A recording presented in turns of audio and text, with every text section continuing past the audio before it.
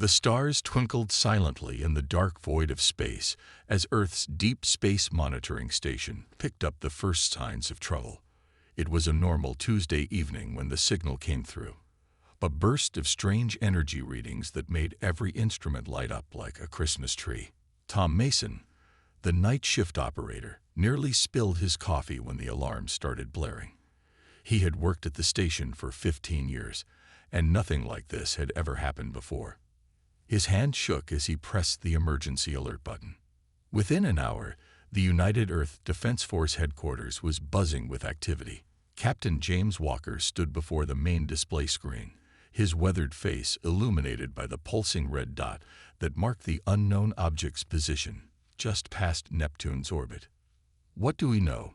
he asked, his voice steady despite the tension in the room. "Sir, it's definitely not natural," replied Officer Brown, pointing to the energy readings. "The object is slowing down and changing course. It's heading directly toward Earth." Walker nodded, his military training kicking in.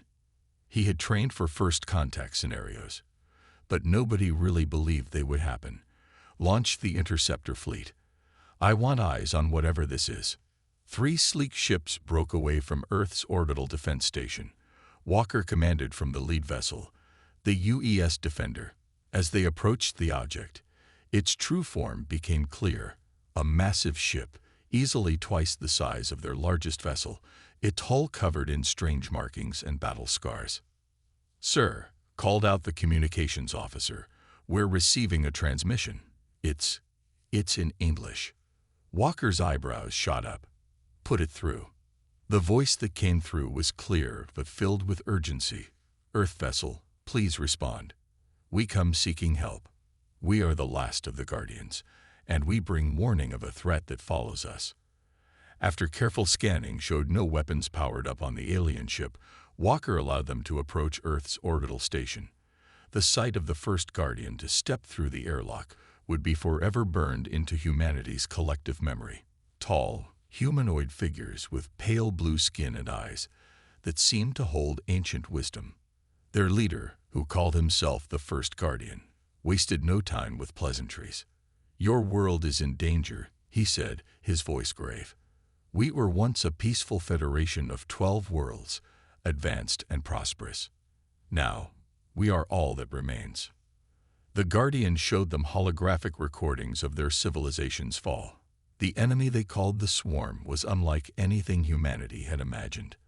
A vast collective of biomechanical creatures that moved as one, consuming everything in their path. "They destroyed our worlds one by one," the First Guardian explained. "We tried to fight, but they adapted to every weapon we created. They learn, they evolve, and they never stop." Walker watched the recordings with growing concern. "How long do we have?" 6 months, perhaps less. They follow our trail. We came to warn you, to help you prepare. Perhaps together, we can succeed where we failed alone."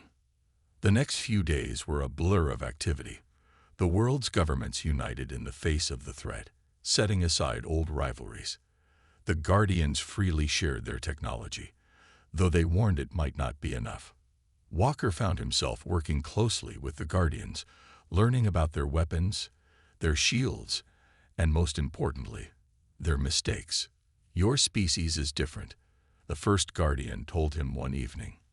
"We see in you something we lost long ago, the ability to think unpredictably, to adapt not through technology, but through sheer force of will."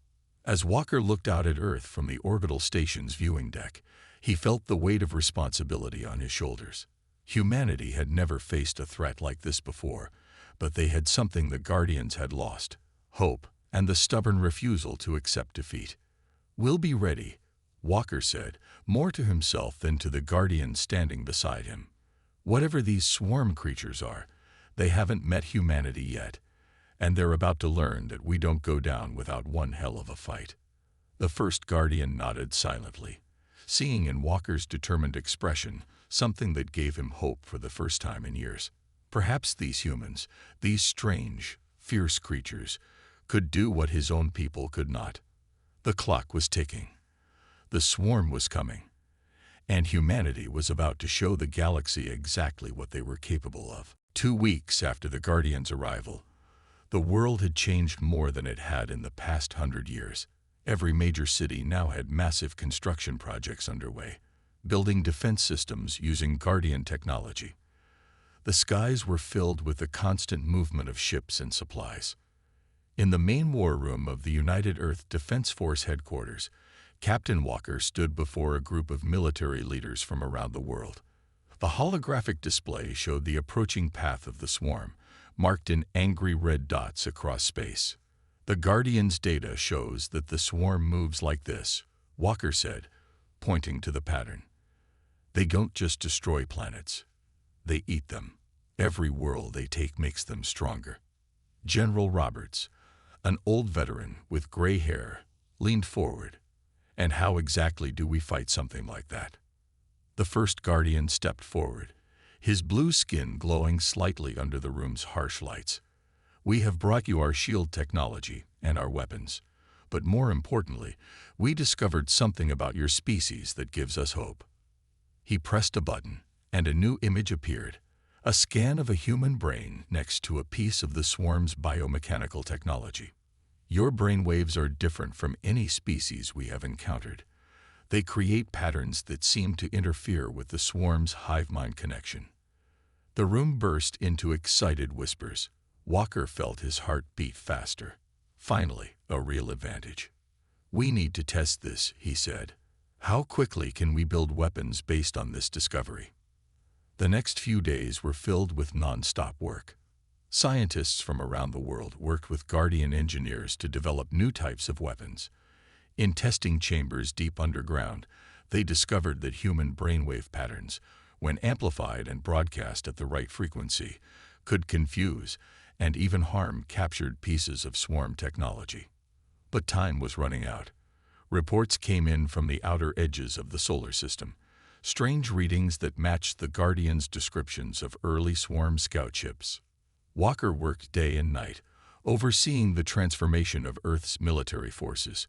The old tanks and jets were being rebuilt with Guardian tech. Soldiers trained in new battle suits that could withstand the swarm's acid attacks. Every day, more orbital defense platforms took shape above Earth. Your people learned quickly, the first Guardian said to Walker as they watched a test of the new hybrid weapons. It took our civilization years to develop these technologies. You have done it in weeks. Walker nodded, but his face was grim. We have too. We don't have years. The breakthrough came on a quiet Sunday morning. Dr. Laura Thompson, leading the research team on human brainwave weapons, burst into the command center. Her eyes were bright with excitement. We did it, she announced, spreading her data tablets across the table. We found a way to amplify the disruption effect by a factor of 10. One broadcast could potentially disable every swarm unit within a mile radius. It was the first real hope that had since the Guardians arrived. Walker immediately ordered all factories to begin producing the new weapons.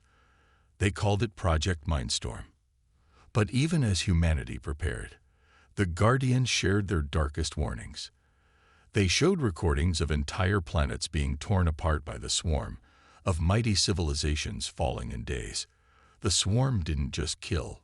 They absorbed technology, adapted to attacks, and came back stronger. Remember, the first Guardian told them, they will learn from every defeat. Every victory must be absolute, or it will make them stronger. As the month drew to a close, the first confirmed swarm scout ship was spotted near Jupiter. It was small, about the size of a car, but its presence sent chills through everyone who saw the images. In his quarters that night, Walker looked at a photo of Earth taken from space. Everything they had, everything they were, was at stake. The Guardians had run from world to world, watching their civilization die piece by piece. But humans were different. Earth was humanity's only home, and they would defend it with everything they had. Let them come, Walker muttered, his hand tightening into a fist. We'll show them what happens when you corner a species that never learned how to surrender. The real test was coming, and humanity was about to prove why they were unlike any species the swarm had ever faced before. The Earth had become one giant war factory. Every car manufacturing plant now built parts for battleships. Toy companies made combat drones. Even soft drink factories had been converted to produce the special cooling fluid needed for the new weapons. Captain Walker stood in what used to be a basketball stadium, now transformed into a training center. Hundreds of soldiers practiced with the new hybrid weapons, their movements guided by Guardian instructors. The weapons looked strange, a mix of human and Guardian technology, designed to channel human brainwaves into destructive energy. "Your form is wrong," said Anna, the Guardian weapons expert, as she adjusted a soldier's grip. "Feel the weapon as part of yourself. Your thoughts give it power." Walker watched as the soldier tried again. This time, the practice target didn't just break, it completely shattered. The other soldiers cheered. "They're learning fast," Anna said to Walker, her blue skin gleaming under the stadium lights. "Faster than we expected." But it wasn't just the soldiers who were preparing. Every citizen had a role to play. Children learned emergency procedures in schools. Farmers grew extra food for storage. Underground shelters were built in every city. The biggest project was happening in space. Massive orbital shipyards worked around the clock, building vessels that combined Guardian shield technology with human weapons. The ships looked fierce. Dark metal hulls covered in antenna arrays that would broadcast the devastating brainwave attacks. Dr. Thompson's team made another discovery in their labs. They found that when humans worked together, their combined brainwaves created even stronger disruption patterns. They called it the unity effect. "Look at this," she showed Walker, pointing to a screen filled with wave patterns. "When our test subjects work as a team, the disruption field grows exponentially. 10 humans working together can create a field 100 times stronger than one alone." This led to a complete redesign of their battle strategy. Instead of fighting as individuals, soldiers would fight in linked groups, their minds working together through the new battle helmets. But time was running out. The swarm scout ships were getting closer, appearing more frequently near the outer planets. Each sighting brought more tension. Walker spent countless hours in simulation rooms, practicing space combat against computer-generated swarm ships. The simulations were based on the Guardians' memories of real battles, and they were terrifying. The swarm moved like a flood of metal and flesh, adapting to every attack. One evening, as Walker walked through the busy halls of the command center, he found Anna working alone in the weapon lab. She was staring at a hologram of her destroyed homeworld. "We thought we were ready too," she said quietly. "We had better technology, more advanced ships, but we didn't have what your people have." "And what's that?" Walker asked. "Unity," she replied. "Your species argues and fights among themselves, but when faced with a real threat, you come together like no other species we've seen. And there's something else." She paused, looking at him intently. "You get angry. The swarm creates fear in most species, but in humans, it creates rage. That might make all the difference." The next day brought news that changed everything. The long-range sensors picked up a massive energy signature moving through space. The main swarm fleet had arrived in the solar system much earlier than expected. Alarms sounded worldwide. Civilians moved into shelters. Military units took their positions. In orbit, the fleet of new hybrid ships powered up their engines. Walker stood on the bridge of his new command ship, the UES Thunderchild. Around him, crews ran final checks on their equipment. The ship hummed with power, its hull bristling with brainwave amplifiers and Guardian weapon arrays. "All ships report ready, sir," his second-in-command reported. Walker looked at the tactical display. Humanity had built more in 3 months than most civilizations did in decades. Now they would see if it was enough. "Send word to all ships," he ordered. "This is what we trained for. The swarm thinks they're hunting us, but they're about to learn they've walked into a trap. Humanity doesn't run. We fight." The final preparations were complete. Now they would show the swarm why it was a mistake to threaten Earth. The real war was about to begin. The outer colonies on Mars fell in less than 6 hours.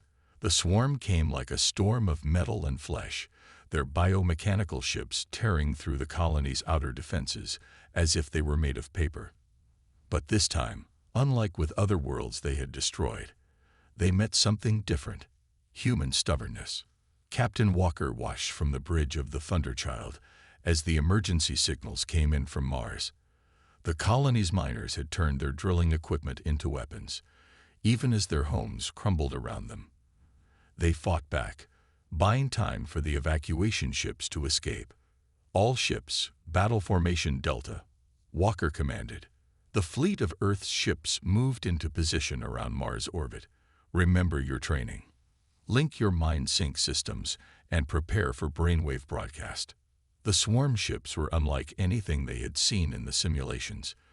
Each one was different, a twisted mix of living tissue and captured technology from 100 dead worlds.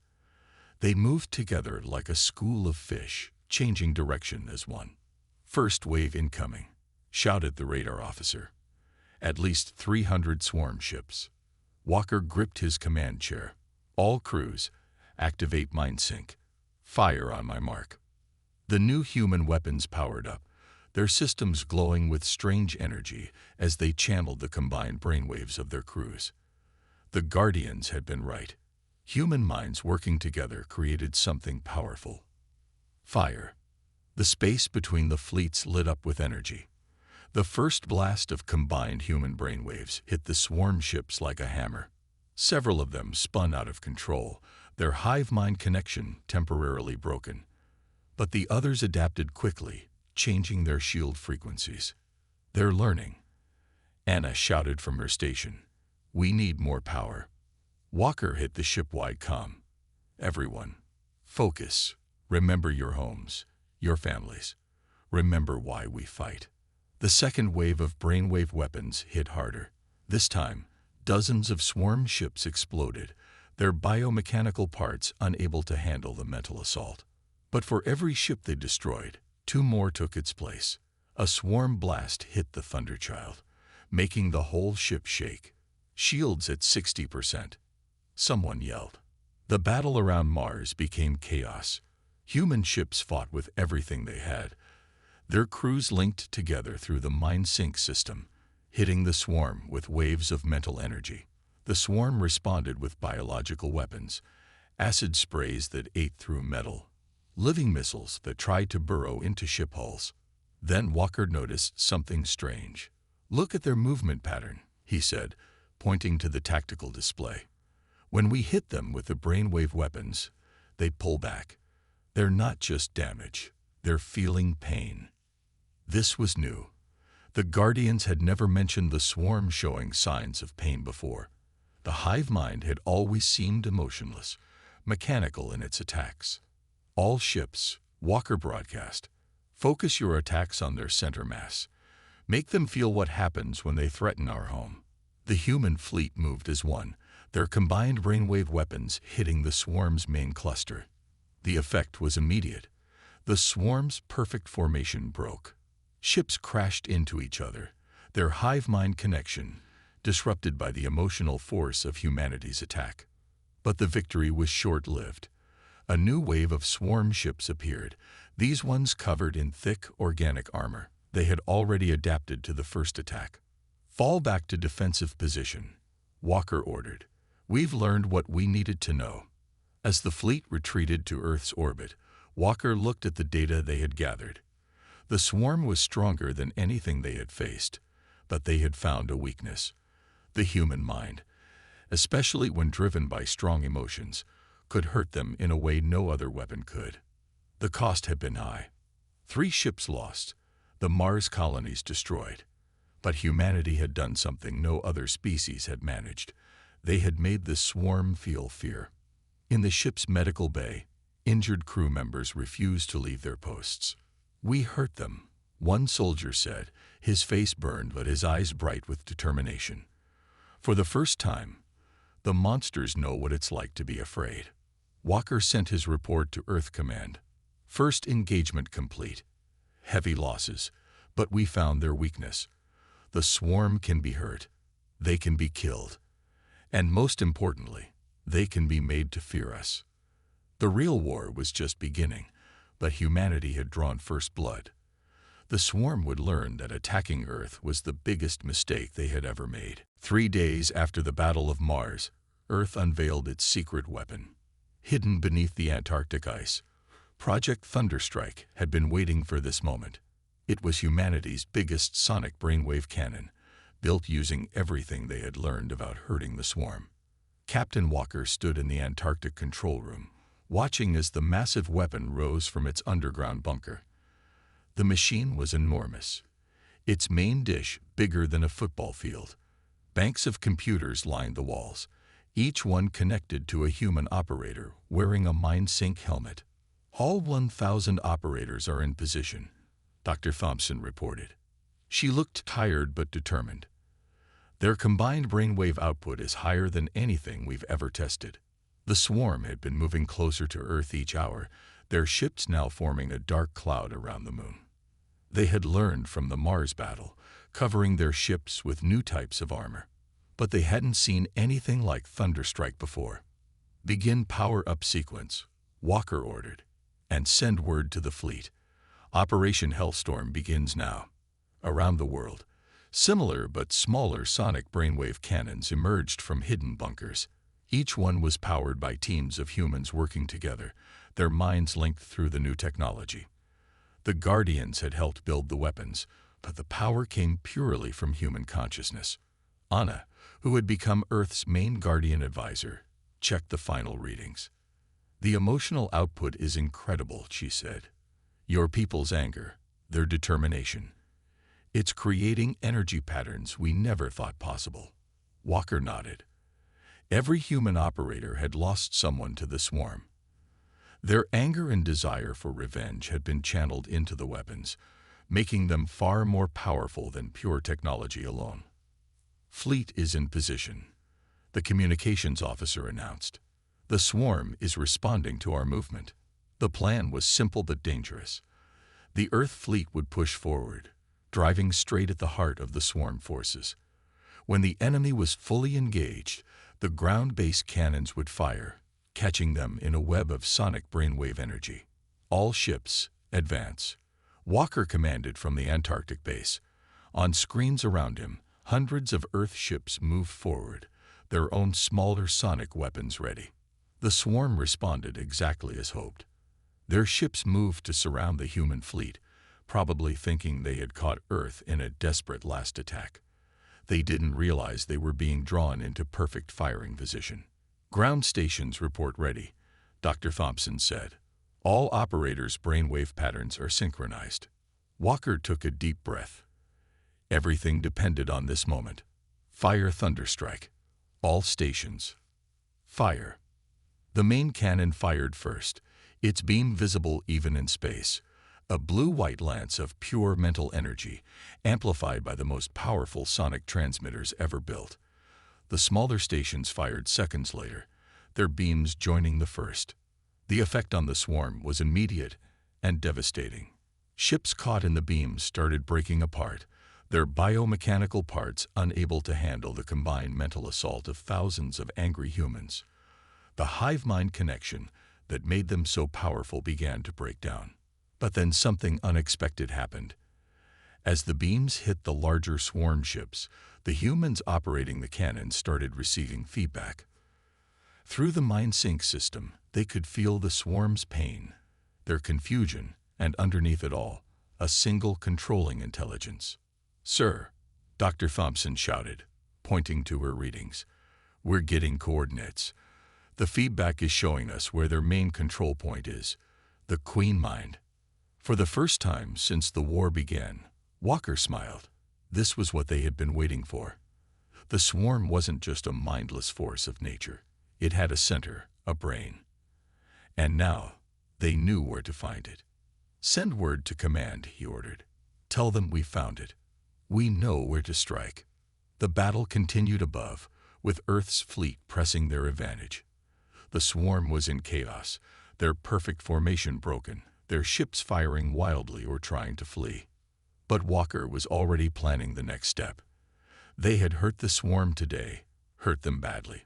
But to win this war, they would need to do more than just hurt them.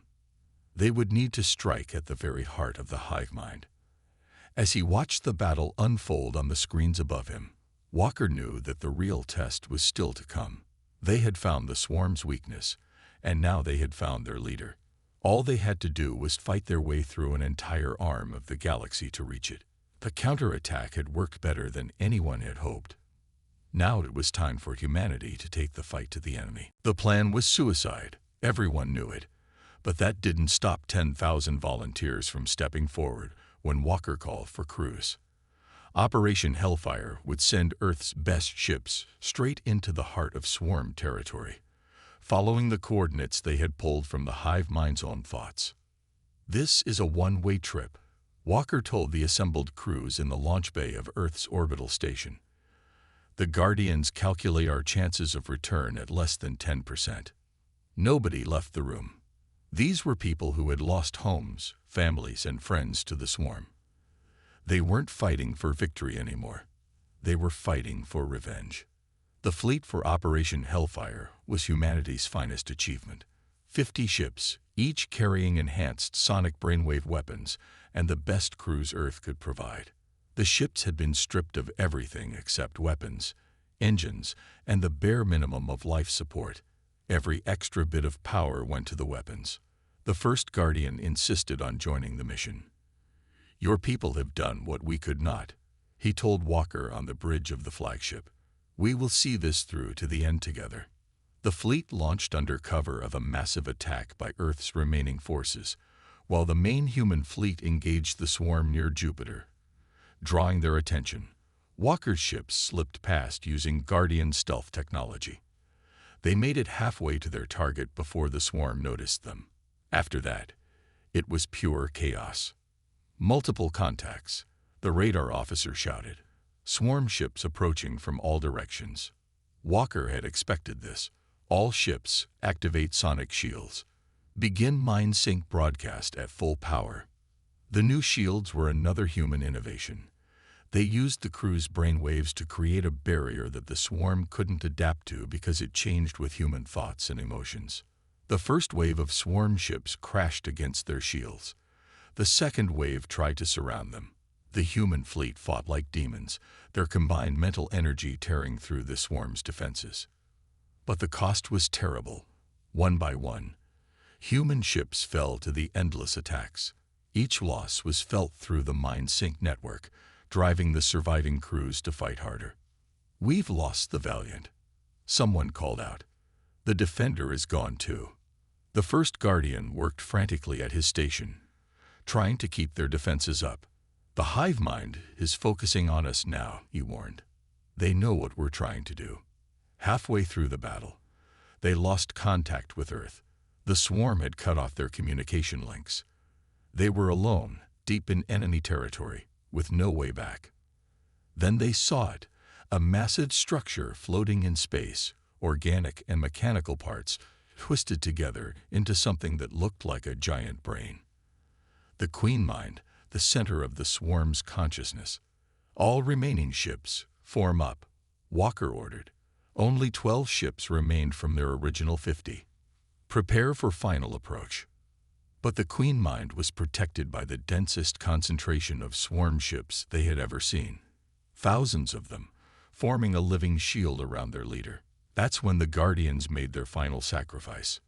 "We will clear your path," the first Guardian said, standing up from his station. All around the fleet, Guardian crew members did the same. "What are you doing?" Walker asked, though he already knew. "Our ships still carry the original cores from our homeworld," the first Guardian explained. "If we detonate them all at once, the explosion will clear a path through their defenses, our final gift to humanity." Before Walker could protest, the Guardian ships broke formation. They charged straight at the swarm's defensive line, their engines glowing with impossible power. The explosion was like a new sun being born. When the light faded, a massive gap had been blown in the swarm's defenses, leading straight to the Queen Mind. Guardian ships, all lost. the communications officer reported, his voice shaking. Walker gripped his chair, fighting back tears. Their sacrifice will not be wasted. All remaining ships, full power to engines. We're going in. The human fleet, now down to just 10 ships, accelerated toward their target. The path was clear, bought with the lives of their alien allies. Now they just had to finish what the Guardians had started. The Queen Mind grew larger in their view screens. Behind them, endless waves of swarm ships gave chase. But it didn't matter now. They were close enough. Operation Hellfire had reached its final phase. It was time to show the swarm why you should never corner a species that had turned revenge into an art form. The Queen Mind was even more terrifying up close. It pulsed with sickly light, its surface writhing with tentacles of metal and flesh. The 10 remaining human ships approached it, their hulls scared from battle, their crews exhausted but determined. All ships, report sonic weapon status, Walker commanded from the bridge of the Thunderchild. One by one, the ships called in. Every vessel had managed to protect its main sonic brainwave cannon, saving them for this final attack. They would only get one chance. "Sir," the science officer called out, "scans show the Queen Mind is surrounded by some kind of mental barrier. Our normal sonic attacks won't penetrate it." Walker had expected something like this. The swarm wouldn't leave their central brain unprotected. But humanity had one final trick, something they had discovered in their darkest hour. "Send the code," Walker ordered.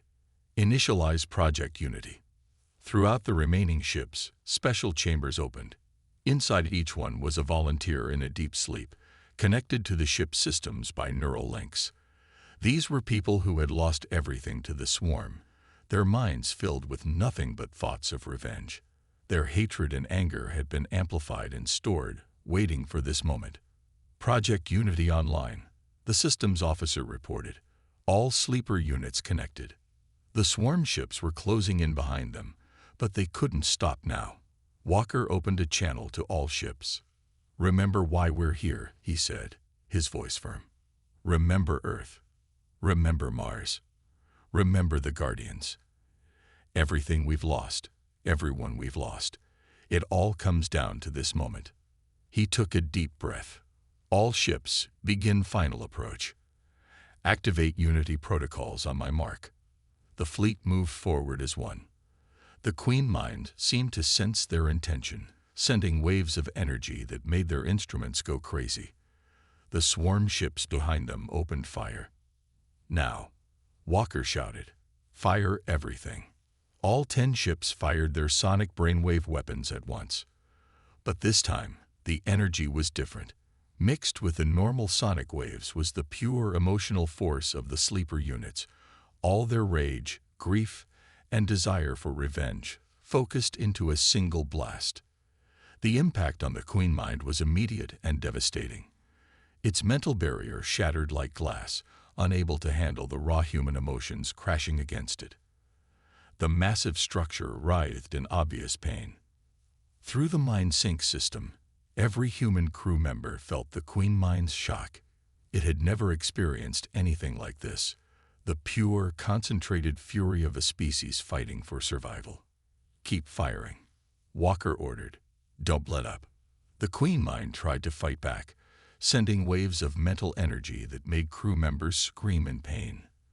But humans had learned to use pain, to turn it into weapon. "Sleeper units at maximum output," someone reported. "The barrier is completely down."